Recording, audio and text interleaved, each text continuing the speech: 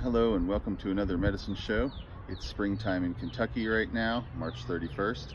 So we're going to head for the hills and see what is blooming and growing out in the woods today. This is dead nettle, Lamium purpureum, and it's a very common plant in fields and in the edges of woods right now. And if you're driving down the road and you see an entire field of purple, it's probably this plant growing in a fallow field. This is rue anemone, Thalictrum thalictroides, sometimes also called Anemonella thalictroides, among other names. And it is a beautiful spring flower. It's not one that I normally would use medicinally. It's a little bit poisonous, but it is one of the signs of spring here in the woodlands of Kentucky. This is Cardamine concatenata, or cutleaf toothwort. It is a spicy plant that tastes like horseradish or wasabi, only a little bit milder. It can be used as a counter irritant for toothaches, and it can also be used as a decongestant. This lovely plant is twin leaf, Jeffersonia diphyllum, and it's got a white flower and this very distinctive double leaf growing from a stem. And it is something that blooms. It's one of several plants on the forest floor here in Kentucky that bloom before the trees leaf out and get all their sunlight and everything while there isn't any shade. And this magical little plant is a toadshade trillium. Trillium cuneatum is its current scientific name. And it has a variety of uses in Appalachian traditional medicine. It tends to grow in groups like this where there are a bunch of them together, but it is not a very common plant, and it is not one that you should just go out in the woods and harvest, because it takes a long time to go from seed to flower and it's selective about its habitat. That being said, it contains some powerful endocrine substances and powerful anti-inflammatory steroidal compounds that do have some uses in clinical herbal medicine. But again, I cannot stress enough that this is should be regarded as basically a sacred plant that you don't want to just go out and dig up, because it is very sensitive. And while it may seem like there's lots of it, because if you see a little bit, you'll often see, dozens or hundreds of plants together, but there is not enough of it for it to become an herb that people just go out and gather freely. But it is a very beautiful plant. It's got this striking foliage, and then there in the middle is the flower bud, which will open up into a flower with 3 red petals and 3 sepals around them. And it's a very visually striking plant as well. And here's that trillium in flower. This is a tick that I've just captured. These are something you have to watch out for in the woods right now. This one, I am not exactly sure, but I believe that this is the not quite mature version of a wood tick or dog tick. So they're not the kind that carry Lyme disease, which would be quite a bit smaller than this, but they are the kind that carry spotted fever and some other tick-borne illnesses. In general, if you get bit by a tick, it's not a big deal, especially if you pick them off quickly. But it is good practices to dress in protective clothing so that ticks can't really get to you so well. These leaves right here belong to yellow poppy, also known as celandine or wood poppy. Stylophorum is its Latin name. It is not exactly the same plant that's called celandine in Europe, but it's pretty similar. That is Chelidonium.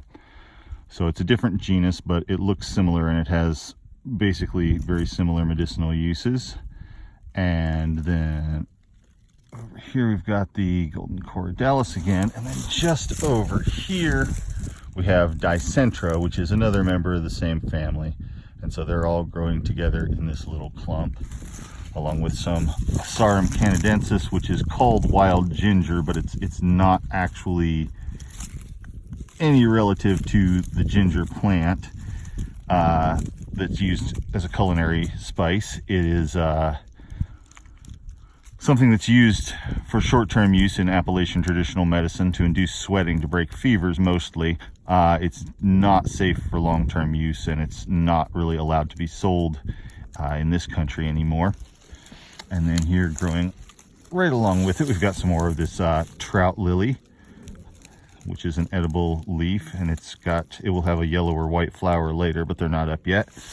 And then looks like we've got some chickweed, some large leaf chickweed growing here. So this is a plant that you could find maybe in a suburban yard or something like that, as well as out here in the woods. This is Dicentra cucullaria in bloom. This one is known by the common name of Dutchman's breeches because these flowers look like old-fashioned bloomers or something like that hung upside down. I don't know why Dutchman in particular, but this is a member of the poppy family, and like other members of the poppy family, it is a somewhat poisonous herb that should not be, used on a do-it-yourself kind of basis. But mostly its traditional uses are for making the liver function more strongly because of its bitterness. This little plant is called bloodroot. Bloodroot has a very unique leaf shape that's quite recognizable, like that. And flower comes up usually before the leaf. And the leaf continues to grow throughout the summer. It gets pretty large, maybe bigger than a person's hand. And then as the seeds ripen, the leaf starts to fade. And then in late summer would be the time when people would harvest it. So this is a plant that is, like some of the others that we've looked at this time of year, it's a poisonous plant that does have some medicinal uses. It has been traditionally used in Appalachian herbal medicine for some types of skin lesions. The sap, which looks like blood, is painted on the lesion and it destroys it basically burns it off. And so that's, kind of a drastic measure, but it's something that people have done for a long time with this plant. It's used to be gathered commercially. People would gather it up and sell it, and it would be used in toothpaste because the same substance that makes it burn lesions off the skin also makes it change the shape of the bacteria that cause plaques so that they're not able to hold together, and sort of destroys the cohesiveness of them. So it was in some toothpastes for several years, but continued use of it causes a sort of distinctive chemical burn inside the mouth, and so they discontinued that. It's really not something that should be used for any purpose on a daily basis, but it is a lovely little plant that we can see here. It's called bloodroot because the root contains, the whole plant, but especially the root, contains a sap that looks just like blood. This is miner's lettuce. It is a lovely flowering plant with some delicious basal leaves that likes to grow just like you see it growing here off of the side of mossy overhangs and cliffs. It is a traditional spring food in Appalachia.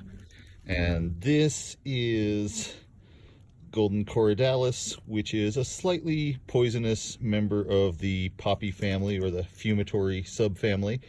And it has some limited uses as a medicinal herb for pain and sedation, and also for stimulating the liver.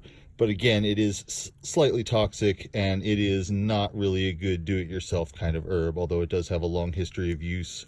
It and very similar plants have a long history of use both here in Appalachia and also in traditional Chinese medicine.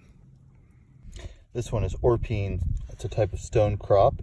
It likes to grow on rocks, often on mossy boulders like this, where it's watered by condensation and runoff. And it is a succulent, and it's edible. Doesn't have a whole lot of taste, especially this time of the year. Sometimes later in the summer it can get kind of bitter and funky tasting, but it's a good food, and it can be found abundantly in these woods. This is Pachyra aurea, golden ragwort. It is a traditional kidney herb in Appalachian medicine. It has yellow flowers that look a little bit like daisies once they open, and the leaves around the base of it are very purple. And this is not really an economic plant right now. It's not something that is grown and harvested commercially, partly because of concerns that it might contain toxic pyrrolizidine alkaloids that would be bad for the kidneys, bad for the liver actually, but some research suggests that it does not actually contain these substances. This is spice bush in flower. The fruits, bark, and twigs of this tree are all spicy in a way that is reminiscent of allspice, and it is used in traditional Kentuckian medicine for inducing sweating to help break fevers and for clearing congestion out of the chest. The berries come along later, but the time to harvest the twigs and the bark is right now while the sap is flowing before the leaves come out on the plant. This is garlic mustard. It can be found growing on the forest floor in urban woods as well as rural woods, basically all year long. This one is growing and getting ready to go into bloom. It tastes just like mustard greens with a garlicky note to them, and it is an invasive introduced species, so please harvest and eat all of it that you like. Here is the yellow trout lily in bloom in a sunny spot on the forest floor. It is the first one that I've seen in bloom today, although I've probably walked through, I don't know, a few 100,000 of this particular plant. So this is a very early bloomer, but in the days and weeks to come, it will become very prolific. There will be lots and lots of them in bloom in the places where it grows. And the leaf is edible and tastes just like raw green beans, if you've ever had those. Sometimes people do cook the leaves and eat them as well. And as with any wild plant, it's important to not over harvest them and really know what you're doing before you start picking plants. Even though there may be millions of it together in the places where you see them, those supplies can dwindle fast if a bunch of people are trying to gather from them and overdoing it. So there's a short but hopefully fairly representative look at what's going on in the woods of Kentucky right now. And I will probably try doing this again in a couple of weeks, coming out to the woods and seeing what's blooming then. It'll be some different plants and some of the same plants, but at a different point in the process.